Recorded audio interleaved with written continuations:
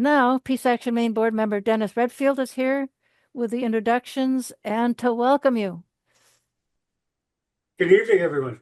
Our guest tonight is the distinguished professor M.V. Ramana. Dr. Ramana holds the Simons Chair in the Disarmament, Global and Human Security, as well as being a professor at the School of Public Policy and Global Affairs at British Columbia. His most recent book is Nuclear is Not the Solution, The Folly of Atomic Power in the Age of Climate Change. Highly recommended book. And tonight, Dr. Ramana will address the topic, is nuclear power a feasible solution for climate change? He will discuss the historical economic trends in public nuclear power and more recent trends, including SMRs or small modular reactors, or as some of us know them as small imaginary reactors. And giving a special attention to climate change of the dollar costs, the nuclear risks, nuclear waste, and the lengthy time frame for deployment. So thank you, Dr. Ramana. Take it away. Thank you very much, Dennis. It's a great pleasure to be with all of you. I will begin by acknowledging that I'm joining from the traditional, ancestral, and unceded territories of the Musqueam people here in Turtle Island, where I live. And I'm going to, as Dennis mentioned, I'm going to say a little bit about nuclear power and argue that it is not a solution to climate change, borrowing in part on my book that Dennis kindly mentioned. And it's also in the context of we've been seeing a lot of discussion about nuclear energy in the news. It's for quite some time, it used to be mainly promoted as a potential solution to climate change. But in the last couple of years, it's also been promoted as the way to try and produce power for all the data centers and AI centers and so on. But I'm going to address primarily the climate change thing. I'll talk very briefly about the data centers and AI towards the end. And I'd begin by bringing up a very old cartoon that characterizes, I think, much of how the public discourse about climate change is conducted, right? So there are sort of two different ways in which we can hear how climate change is discussed in the media, in policymaking circles, and so on. On the one hand, we are told that it's a very serious problem. It's going to be the end of the world, end of civilization, etc., etc. And this is actually one part of every intergovernmental panel on climate change. One of their periodic reports, one section of it is all about the impacts of climate change. And that's usually going to tell us how bad the situation is. And this is something which is widely cited in the media whenever there is discussion about climate change. At the same time, there's also a tendency to say, even though climate change is a huge problem, don't worry, we can fix it. And there are these technologies that are going to come in and save the situation. Right? And depending on who you are, the technology can vary. But nuclear energy is often one of the technological solutions that are promoted. Others promote renewables, or others promote carbon capture and storage, and hydrogen, and a number of different technologies are talked about in this realm. And so we are here going to talk primarily about nuclear power. And I'm going to sort of divide my talk into two parts. One is asking the question whether nuclear power is a feasible solution to climate change. And then I will talk a little bit about whether it's a desirable solution to climate change. So to start, let's try and understand a little bit about what the current situation is. There are roughly around 400 nuclear reactors around the world that are operating, and these are distributed in about 30 odd countries. And these were built over a period of time starting in the 1950s. And this picture here shows the number of reactors that were connected to the electricity system, the grid, in each of these years. And what you see here are there are two peaks, as it were. There's one peak in the 1970s showing a large number of reactors being connected. These are mostly the reactors that are in the United States. And then there's another peak showing a bunch of reactors being connected to the grid in the 1980s. And this is mostly in Western Europe. And then since the mid 1980s, you will see there's a decline, very sharp decline in the number of reactors that were connected. And you can date it roughly to the 1986 Chernobyl accident. That's when it starts, though that is not really the underlying reason. I'll come to the reason for the decline in the constructions in a minute. But what you see since then is that there are some years when there are more nuclear reactors connected to the grid, and then there are some years when more nuclear reactors are actually taken off the grid. Those are the ones which are in the brown color pointing downwards. So the years in which there are long brown bars means that many nuclear reactors were taken off the grid in that particular year. So for example, you can see the latest big peak of reactors that were taken off the grid was in 2011, just after the Fukushima accident in Japan. The net result of the fact that there has not been a lot of construction and many reactors have been taken off is that the overall nuclear capacity has been more or less stable. But our electricity consumption around the world has been increasing continuously, right? And so then what the natural thing that happens is that the share of global electricity that is provided by nuclear power plants is declining, right? And this graph shows how the share of global electricity produced by nuclear power plants has declined from a maximum of around 17.5% in the mid 1990s down to about 9%. So it's about roughly half of what it used to be in the mid 1990s. That's the share of electricity, right? In contrast, modern renewables, things like solar and wind, have increased dramatically in recent years. And that number has been going up very rapidly. That's the line in the red. Right?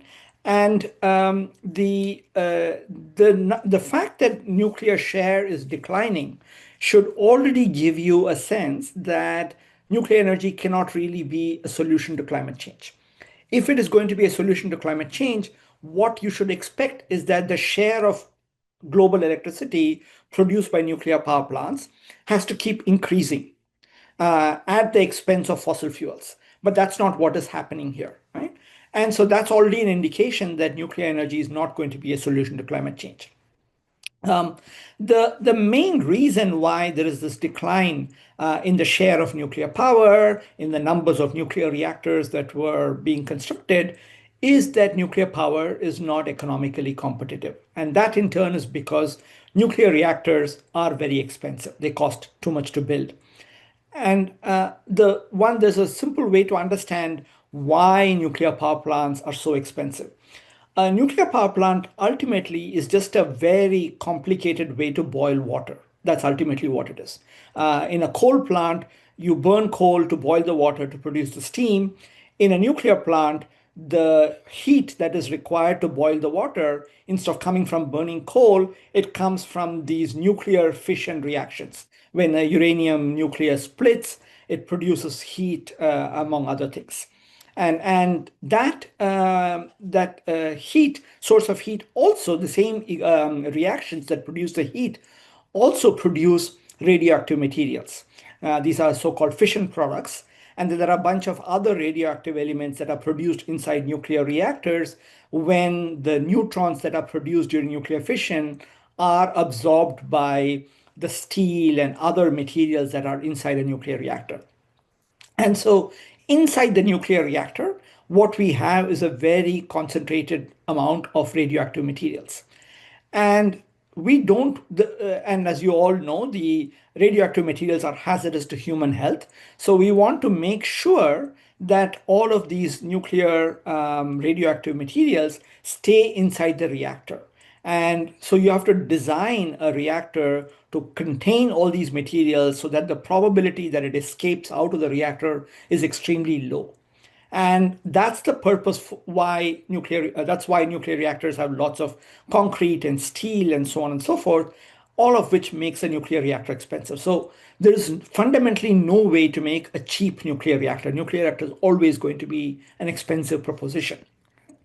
And the challenge, the thing used to be all right for a while, nuclear power, because other sources of electricity used to be more expensive. And so nuclear power plants, even though they were expensive, the argument from the industry used to be, yeah, we know it's expensive to build, but once you build it, it's cheap to run because you don't need a lot of fuel. A nuclear reactor requires relatively small amounts of uranium, whereas a coal plant or a gas plant, you have to buy lots of coal or lots of natural gas, and those things can be expensive. Um, that whole idea that nuclear power plants are expensive to build but cheap to run has changed a lot in recent years with the expansion of renewables, with especially solar energy and wind energy becoming very, very cheap. And as those sources of energy have become cheap, we don't really need a nuclear power plant anyway to produce this kind of low carbon electricity. And this graph here shows how the cost of solar and wind have declined. In the case of solar energy, the curve in yellow shows how it has declined by something like 80 or 90% over the last 15 years or so. Right? These are costs in the United States produced by a company called Lazard. That's a company that does this every year in Wall Street. And so they look at power projects all over the United States, try to collect data on the costs of each of those things, and try to estimate how much does electricity from these power plants, how much should it cost in order for these plants to break even. And that's how these numbers are coming up. But the bottom line here is that nuclear energy is about the most expensive way to generate electricity.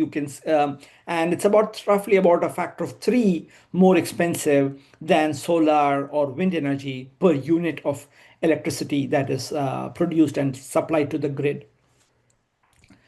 Um, and as I mentioned earlier, the primary driver for this cost is the cost of constructing nuclear power plants.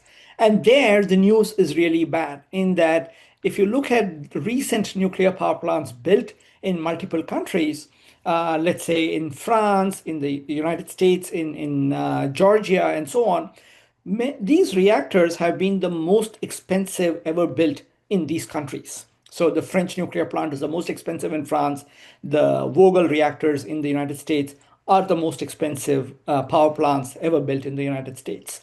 And the Vogtle plant, though, also shows us something as do the other plants, which is that the cost of the Vogtle plant, even though the final number was 37 billion, that actually went up from an estimate of $14 billion when construction started on the plant. And that $14 billion in turn was actually is higher than a figure of about $5 to $6 billion. That was the claim from the Westinghouse company and other nuclear proponents in the first decade of the century. You might remember that in 2005, the Bush administration enacted something called the Energy Policy Act in 2005. And the Energy Policy Act was propelled in part because the nuclear industry went to the government and said, oh, we understand why all our earlier nuclear plants were expensive and they had cost overruns. This time around, we know how to do this really cheap, and we can build these 2 nuclear plants for $5 to $6 billion. And so you should try to subsidize this. And I'll come to the case of what happened after that later. But that was the claim. But that $5 to $6 billion went up first to $14 billion, from which it went up to $37 billion by the time construction was completed. Okay. And in that sense, it follows a very familiar pattern. One academic study looked at 180 nuclear power projects around the world, nuclear reactors around the world, and they found that 175 of those 180 increased in budget. by roughly doubled in most of those cases, and they all took longer to complete than was initially expected, right? And what we see also is that the Vogel project has an even more extreme cost increase.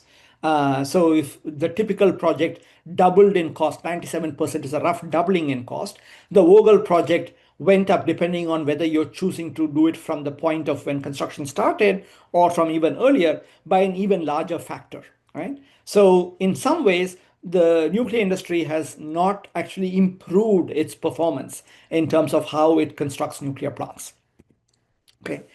And so again, what we are seeing now today in the last decade or so is the claim that, okay, these were problems in the past. We now have a bunch of new nuclear reactor designs, and these new nuclear reactor designs will change this picture, that they are somehow going to be dealing with all of the problems that has confronted nuclear power in the past, right? And in the last day, this is not a unusual thing. I already mentioned that when Westinghouse and so on went in the first decade of the century and were canvassing for government subsidies for building nuclear plants, they claimed that their design was new and it is going to change the costing, right? And we are seeing exactly the same argument being made, but in this case, the argument is made in favor of what are called small modular reactors, or small mythical reactors, as some friends of mine call it, right? And what's also interesting is that the industry tries to call them small modular reactors without ever using the word nuclear, right? Ideally, you would call them small modular nuclear reactors, but they want to sort of make people forget the idea that it's actually a nuclear power plant in some ways, right? So that's why it's a small modular reactor. And there are multiple small modular reactor designs out there. And if in the Q&A, I can sort of maybe talk about why there are so many designs out there. But be that as it may, there are a number of designs, and these vendors of these designs make multiple claims about how great their designs are. So here, for example, is the claim from a company called NuScale. NuScale is the only small modular reactor design that has been approved by the US Nuclear Regulatory Commission. It's received something called a design certification, which means that a utility company in the United States can, in principle, go ahead and construct one of these things. And the NRC will sort of approve such a proposal. The NuScale claimed basically that it's going to be building a commercially viable, essentially a cheap reactor that will change the game as far as economics is concerned. Now, the reality is that no small modular reactor design can have all the properties that one desires of a nuclear reactor, right?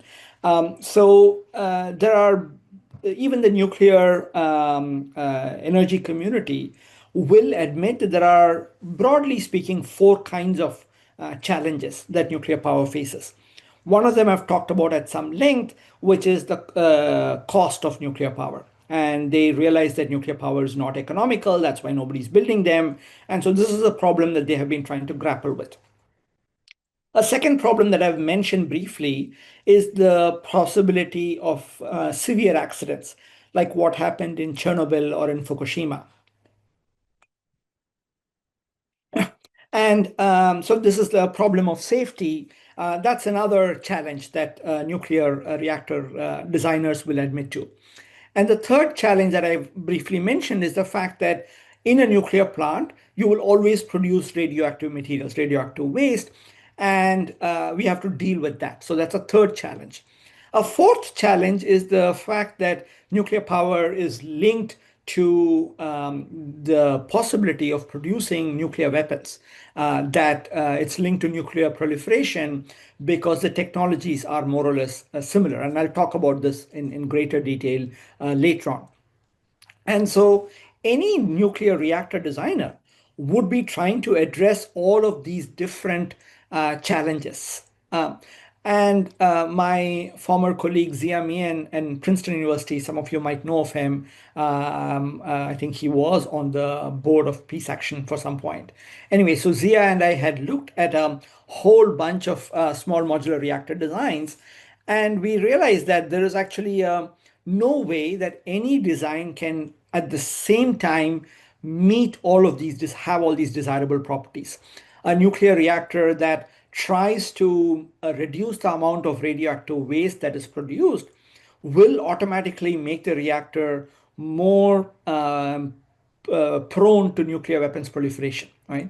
Because you have to use more fissile material in order to run your reactor, and so on and so forth, right? These are technical requirements that pull in very different directions. And in particular, the most important thing is that if you go to a smaller reactor, all else being equal, a smaller reactor, by small, and what I mean is that the reactor produces less electricity, less power compared to the typical reactors that are being made. So I mentioned one design that was built in Georgia, the AP1000 reactor. That is, the two of them were built in Vogel in Georgia. Those things, each of them produce about 1100 megawatts of electricity, right? In comparison, any small modular reactor, by definition, can produce only less than 300 megawatts.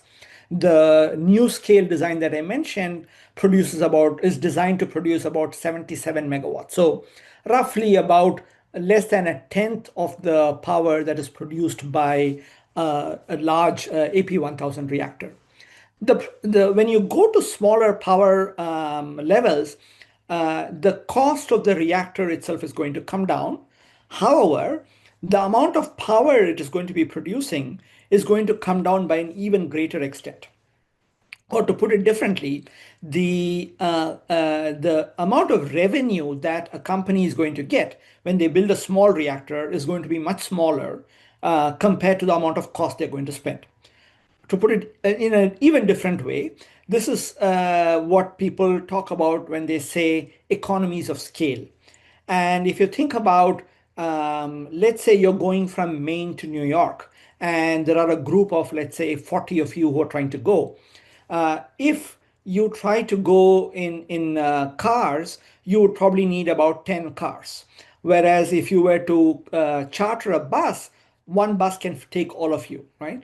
And that a single bus is going to be a cheaper way of transporting 40 of you than having 10 different cars. And that's the same idea here as well. One large nuclear plant, which produces 5 times as much electricity, is not going to need 5 times as much concrete or need 5 times as many workers. So on a per unit of electricity power capacity or electricity generated basis, the cost of a small modular reactor is always going to be greater than the cost of a large reactor. And so that's one thing to remember. And the other thing is when you go to smaller reactors, then the requirements for uranium and how much waste is produced is also going to go up, right? The nuclear industry will often say, "Oh, that's okay, but we are going to manufacture these in large numbers, and as you manufacture them in large numbers, the costs are going to go down." This is sometimes what they call cost reductions by learning. But unfortunately, the history of nuclear power shows that there's no basis for this kind of cost declines. If you see in the two countries that have built the most number of nuclear plants, the United States and France, costs of nuclear plants have increased, not decreased with time, as the later nuclear plants tended to be more expensive than the earlier nuclear plants on a per unit basis. And the reason for that, one reason for that is as you have more and more experience with accidents and near accidents, you have to try and fix those with safety devices or safety measures, and those things can increase the cost. The other thing to note is that when you go to smaller reactors, even if there is going to be actually some learning, the number of initial plants that would have to be built is extremely large. And somebody has to pay for all these loss leaders, as it were. And that's not something which is forthcoming either. And all of these theoretical things that I mentioned about the high per unit costs are borne out in cost estimates of nuclear reactor proposals, small modular reactors proposals that are either being built or that have been proposed to be built.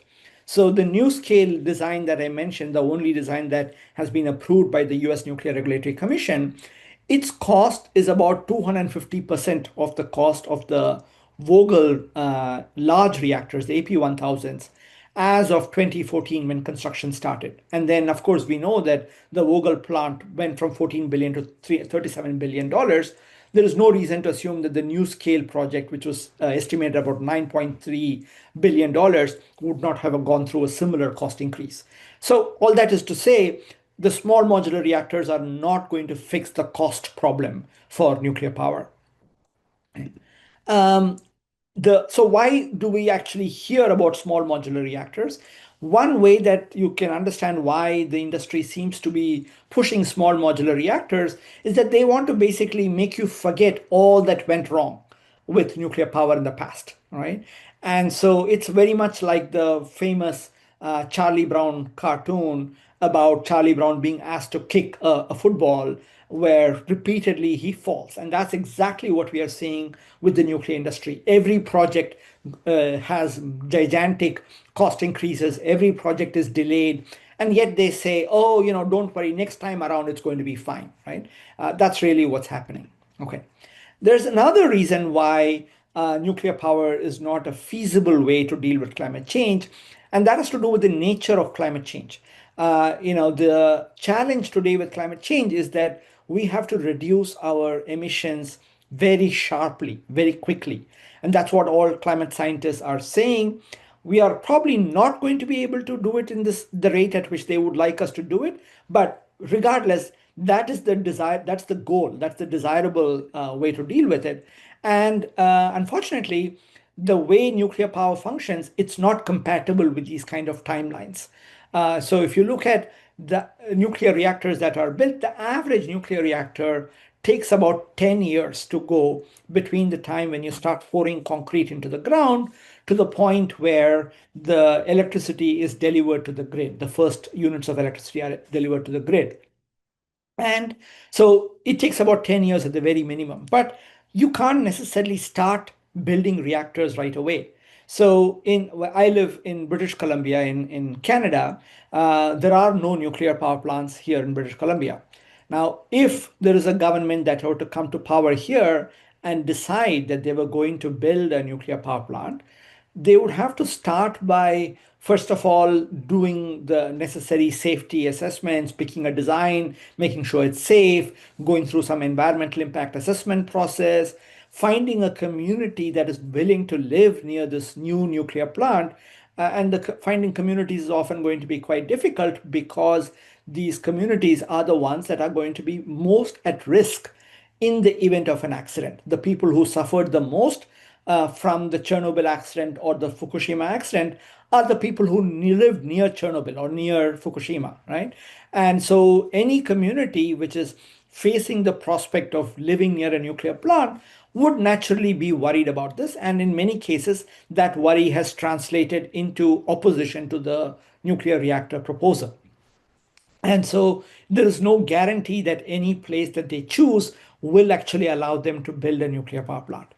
And then the most important challenge of all of this is that they have to raise the tens of billions of dollars that would be required to build this plant. So even if the British Columbia government were to decide tomorrow that they're going to build a nuclear plant, it's going to take them something like 15 to 20 years before the first units of power actually flow into the BC grid, right? And that's time we don't really have. The climate, the best time to have to have reduced emissions was 25 years ago. The second best time is today. It's not 20 years from now, right? And so that's another reason why nuclear power is not going to be a solution to climate change. In principle, when they make their advertisements about nuclear power, they would always say, oh, we can do this in 2 years, 3 years, etc., etc. This is what Westinghouse said when they were proposing building AP1000 reactors. And it turned out that it took about 3 times as long to actually build it in the real world. And we can also see this at a larger scale. So I mentioned that in 2005, the Bush administration passed something called the Energy Policy Act that put in place a lot of incentives for different electric utility companies to invest in nuclear power. And following those incentives being put in place, electric utility companies around the United States ordered around 30 reactors. And of these 30 reactors, the expectation was that 15 large reactors would be operating before 2021. In actual fact, only 4 of those 30 reactors began construction. All of the other projects were canceled once they tried to figure out how much actually it costs to build one of these things. Of course, in the process of doing those initial studies and so on, the consumers in many of those states where these utility companies were making plans lost millions and millions of dollars in all the studies that would have to be done to hire the consultants and do the kind of PowerPoints that they would have to produce and so on and so forth.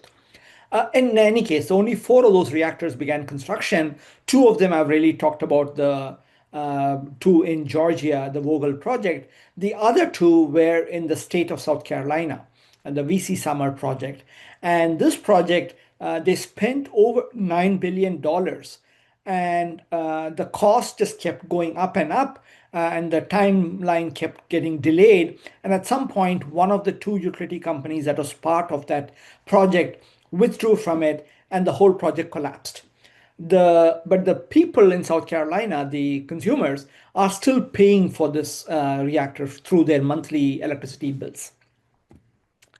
The same kind of story we can see in the UK too, where there was a talk about another nuclear renaissance there. Gordon Brown talked about building 8 new plants, and then the subsequent conservative government there said they're going to build 10 nuclear plants by 2020. And EDF, the company that is building the first nuclear plant there, said, oh, their nuclear plant was going to start operating by 2017 because they were going to be providing electricity to cook the Christmas dinners in 2017. None of that has happened. None of those plants, except for this one project, the Hinkley Point project, started construction. And that Hinkley Point project is probably not going to come online even by the end of this decade. And its cost has gone up and up and up again, just like in any of these other things, other projects. So the bottom line is that we can't expect nuclear power to be scaled up quickly. It is going to be expensive. And it sort of violates 2 of the important considerations we should be thinking about when we are discussing different ways to deal with climate change. Climate change requires us to try and reduce the most carbon and at the least cost and as quickly as possible. And that's unfortunately not happening with nuclear power. One can even argue that to the extent that we are spending money on building nuclear power plants, that money is not going towards other ways of trying to deal with the climate crisis, including expanding renewables and the other technologies that can be used to support renewables. And therefore, you're actually, there's an opportunity cost to investing in nuclear power that is going to result in actually emissions going down slower than it might have had this funding gone to other purposes. Okay, I'm going to now turn quickly to something which I have talked a little bit briefly about, so I'll go through this a little fast, which is to ask the question whether nuclear energy is a desirable solution to climate change. And there are, broadly speaking, 3 sets of arguments that I have briefly outlined in the past. First is that nuclear power plants are capable of severe accidents. And I'm going to sort of talk about, this is all well-known things. This is not something which is new here, but I'm mentioning this in some detail mainly because we are told continuously that this is not a problem for new nuclear power plants. Don't worry, small modular reactors are safe.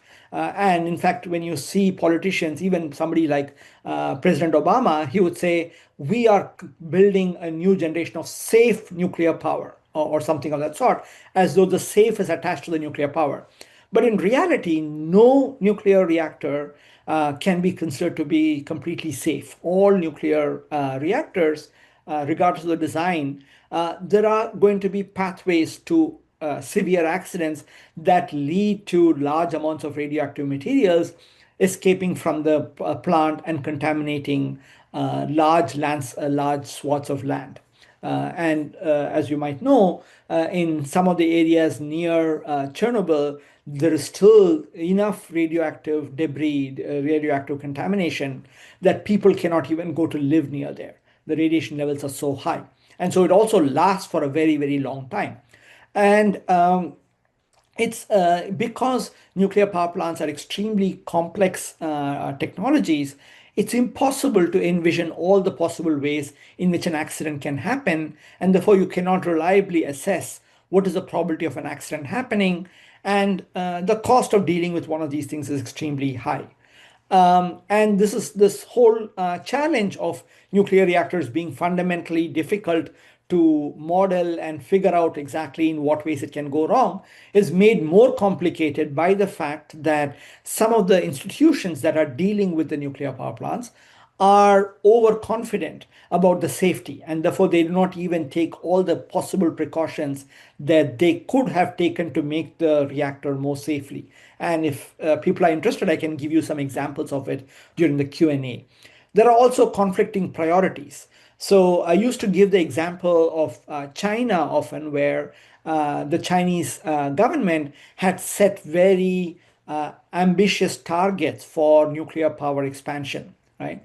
But these days, maybe a more appropriate example might be the Trump administration, which has said that they have to build. The Nuclear Regulatory Commission has to approve new nuclear reactor designs within 18 months, and reactors have to be started in a very short period of time. Basically, all of it trying to fit within the 4-year electoral cycle. And that's just not conducive to being able to evaluate safety carefully. And the last challenge is that safety depends on having good regulatory system. And in country after country, the regulators have been captured by the industry that they are trying to regulate, or they are dependent on the very industry that they're trying to regulate for the expertise that they require. And so regulation has been a failure in multiple countries. And again, coming back to the case of the United States today, we are seeing blatant sort of manipulation of the regulatory process by government, by DOJ, and so on and so forth. So this is going to be a huge challenge. And the last thing I want to say is that the challenge of these severe accidents is going to become worse with climate change in a couple of ways. The first is that severe weather events are going to become more common, whether it is heat waves or floods due to hurricanes and so on and so forth, wildfires, all of which could challenge the safety of nuclear power plants. And secondly, because of these challenges, many of the companies that are operating nuclear power plants are going to have to cut back on operations at certain times. If there's a big hurricane that's coming, maybe it's prudent to shut down a nuclear plant in time earlier so that there is no challenge to the safety of the nuclear power plant. But if you do something of that sort, then the company that's owning the nuclear power plant is going to have to lose revenue because they're not selling electricity during that period. They might have to go buy electricity from somewhere else to compensate for the shutdown nuclear plant, which means that they're making a loss. And if they're going to be making losses, then that is going to be the one way they can try to compensate for that losses is by cutting costs. And one of the things you don't want in a nuclear power plant is to cut costs for maintenance, for having enough number of workers, for having shutdowns that are periodic, etc., etc. So all of that is to say that as climate change becomes worse, the risk of accidents is going to get worse. And that's something which is ironic because nuclear power is supposedly a way to try and deal with climate change. So that's about the safety. The second thing I'd just say is that about nuclear weapons, the linkage with nuclear weapons. This is a well-known thing that, the history of the nuclear age started with nuclear weapons. The first nuclear reactors were built to make material for nuclear weapons. And over the decades, we have seen not just that there is a technical component, which is the fact that all nuclear power plants require enriched uranium or plutonium or both, and the quantities that you require in any nuclear reactor that is relevant for power production. In other words, it's not going to be a tiny nuclear reactor that's just doing some experimental work, but it is producing reasonable amounts of electricity that a community or a city can use. Those kind of nuclear power plants will require large amounts of materials. By large, I mean the numbers can be enough to make, tens of nuclear weapons every year, right? And that's a sizable number. But there are also two other things we have learned in the history of the nuclear age. One is that for new countries, one of the challenges when they want to set up a nuclear power program is that they have to train people in a bunch of disciplines that they otherwise don't have to. So they have to train a bunch of people in nuclear science and engineering and metallurgy and all kinds of things, which they would do by sending them to some other country. For example, the country that we've been hearing a lot about in the news for the last 2 decades with regard to nuclear weapons is Iran.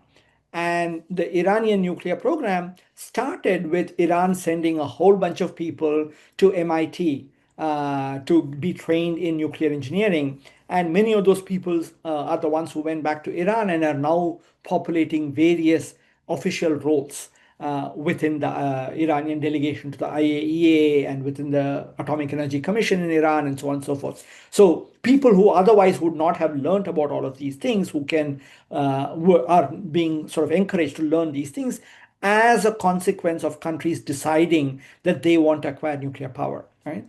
And so if nuclear power is going to expand to new countries, these countries are going to become more capable of making nuclear weapons. Whether they choose to do that or not is a political decision. But technically, they're going to be more capable. And that is something which we should be concerned about because politics changes all the time, right? So a country like Iran, when Iranians were coming to MIT and being studying there, Iran was ruled by the Shah, who was supposedly an ally of the United States. And so the United States was quite supportive of Iranians coming and getting trained. Come 1979, the Iranian government changes, and then what used to be an asset suddenly turns into a liability. So that's something to remember. The third problem, which I've briefly mentioned, is the fact that nuclear power plants produce radioactive waste. There is no known solution to this radioactive waste. The best that the industry has come up with is to essentially dig a deep hole somewhere, bury it, and hope and pray that it never comes out. Of course, they are not going to say it that way. They're going to say we are building a deep geological repository, and there are engineered barriers, and so on and so forth. But ultimately, it's the same thing. It's a deep hole where you're burying it. And there are two challenges there. The first is that the materials that you're dealing with can be radioactive for hundreds of thousands of years. So you have to be confident that the system that you're putting in place to store these materials is going to be preventing these materials from entering the biosphere, into the water, into the soil for that enormous period of time, right? And as you can imagine, there are going to be uncertainties, and the uncertainties are going to grow with time. The second thing we know is that we have some experience with these kind of repositories. In the United States, in the state of New Mexico, there's a repository that deals with certain class of radioactive waste coming from the nuclear weapons program. And that repository was supposed to keep these materials safe for about 10,000 years. Now, in 2014, there was an explosion involving a cask that had plutonium waste containing plutonium, and that cask just exploded underground, right? Because there was some chemical reaction that had not been envisioned, and that has been the most expensive accident within the Department of Energy that oversaw this facility. Now, if you can't foresee an accident that happens, roughly 15 years after you start operations at a repository, what is the likelihood that you would have thought of all possible accidents over 10,000 years, over 100,000 years? It's essentially zero. So there's no way that you can actually say there's a demonstrated solution to dealing with radioactive waste. So these are challenges. I'll just say a few words to the end to ask this question. Why is nuclear power still considered a solution to the climate crisis, even though all of these problems should be well known, right? And I'll just, this is a big question. I'm just going to be very, very brief.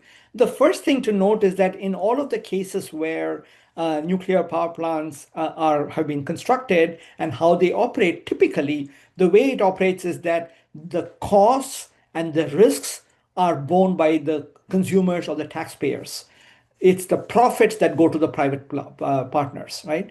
And so in the case of South Carolina or Georgia, when the state utilities, they started constructing the plants only when the state legislatures allowed them to start passing on costs to the consumers, right? And so in Georgia, for example, you can see that the profits of Georgia Power, one of the companies that was involved in that, went up sharply the very year that they could start passing on the cost of that to the small businesses and residences in the state, right? And that kind of went up and up and up. And the same thing happened with the state of South Carolina. And as I mentioned, in South Carolina, the inhabitants of South Carolina are paying for a project that never produced any power, but their electricity bills went up because the state utility decided to build this nuclear power plant, right? So that's the essential condition for the most part for these companies to actually invest in nuclear power. They have to be sure that somebody else is going to pay the cost.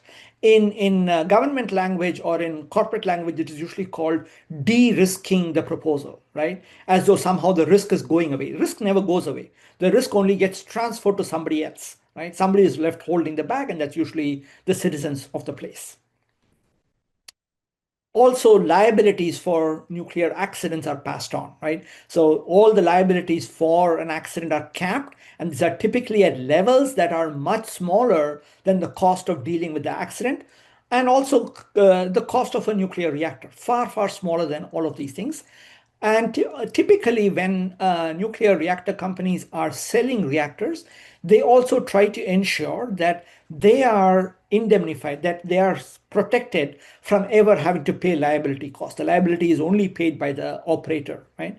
And so there is a sort of moral hazard here in that these designers can make choices knowing that they are going to be protected from this, okay? And the other thing I'd like to say is that if you look at nuclear power being offered as a solution to climate change, what you find is that the nuclear power plants are owned typically by utility companies that are very rich. These are numbers from several years ago, but the overall picture has not changed. What you would see is that even today, if you were to do a similar statistic, you will find that all of the utility companies that own nuclear plants are among the most rich ones. And their market capitalizations typically run in the tens and tens of billions of dollars. At that kind of market capitalizations, they would have to own other assets. And if you look at all of their holdings, all of them will also have fossil fuel interests, either coal plants or natural gas plants. And they are not they don't have no incentive to want to have all these fossil fuel plants be shut down quickly, right? So they are not really interested in solving the climate change problem very quickly. So the nuclear plants that they build are more an excuse to keep their fossil fuel interests continuing, because then they can say, oh, don't worry about climate change, we have nuclear power plants, rather than because they want to do this. Another reason why nuclear power is sort of continuing is that the nuclear industry continuously appeals to all kinds of geopolitics, strategic implications. The US will say, oh, US needs to be dominant. And of course, dominance is a standard term in today's administration. But they will point to Russia, they'll point to China. And, there's the New York Times, for example, ran a story recently saying how China raced ahead of the US on nuclear power. And you can be sure that this would have been used time and time again within the Trump administration to say we need to support nuclear power, we need to get rid of all our regulations, we need to accelerate how we build nuclear power plants because China is getting ahead, right? And it's not something which is actually good for the consumer, right? And last, I already mentioned the kind of connections between nuclear power and nuclear weapons. It's another reason why I think many countries support the expansion of nuclear power. I've already gone on for too long, but I'll just say just a couple more things. One is that, for the nuclear industry, which was, as I showed you, was declining very sharply in the 1990s and so on, the whole business about climate change came as an opportunity for them to kind of say, oh, this is our opportunity to get money into our industry, right? And we see that not just with the nuclear industry, but also people like Bill Gates who have chosen to invest in nuclear power and then go and promote it as a solution, even though really he should know better. But that's not what he's sort of doing. And there's sort of reasons to that. I won't go.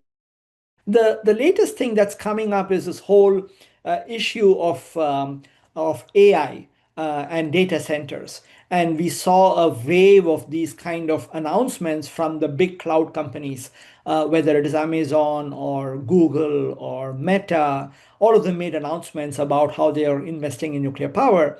But if you look underneath what little we know of what these announcements are, the amounts of money they're spending are very, very small, right? They are probably spending of the order of a few $100 million at best.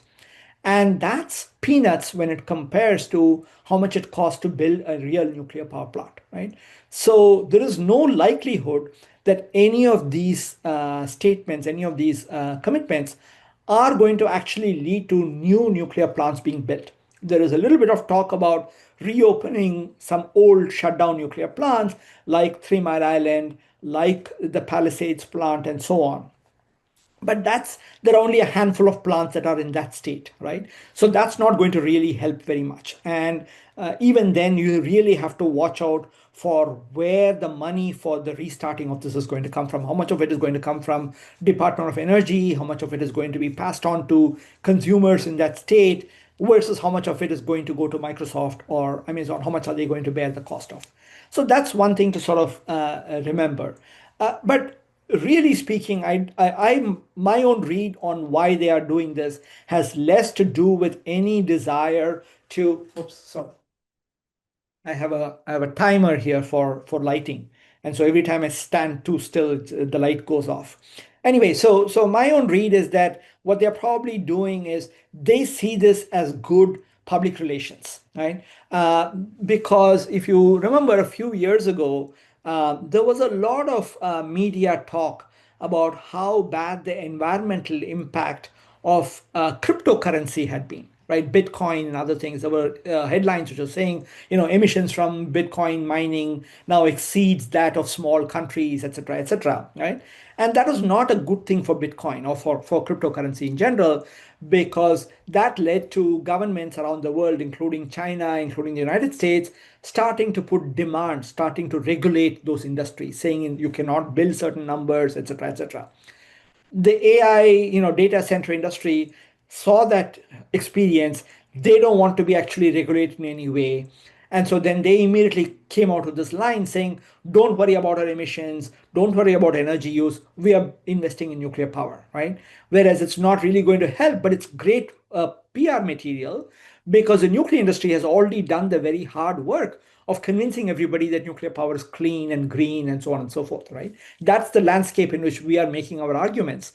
And it's an unfortunate argument, right? An unfortunate situation. And I'll also just by the side say, one of the people who's interesting in this regard, other than Bill Gates, has been Sam Altman. And Sam Altman, as the founder of OpenAI, used to be on the board of Oklo, which is a nuclear reactor vendor that's now has a market capitalization of over $20 billion, with nothing really underneath except the fact that they had Sam Altman and they had Chris Wright, who is the Department of Energy secretary, on their boards, and that the one of the CEOs of this was in the White House when Trump signed the nuclear executive order, right? But that said, what is interesting about it, this was a few years ago in an interview, Sam Altman was talking about why he was investing in nuclear power. And he talked about why nuclear power is important, that, we need cheap energy, et cetera, et cetera. And then he goes on to saying something I found very insightful, which is he says the alternative to not having enough energy is that crazy degrowth stuff people talk about. We really don't want that, right? Degrowth is the idea that, human beings, we live on a finite planet, and so we have to stop consuming. You can't keep growing forever. At some point, you have to stop, say we are at the limits of what the planet can support, right?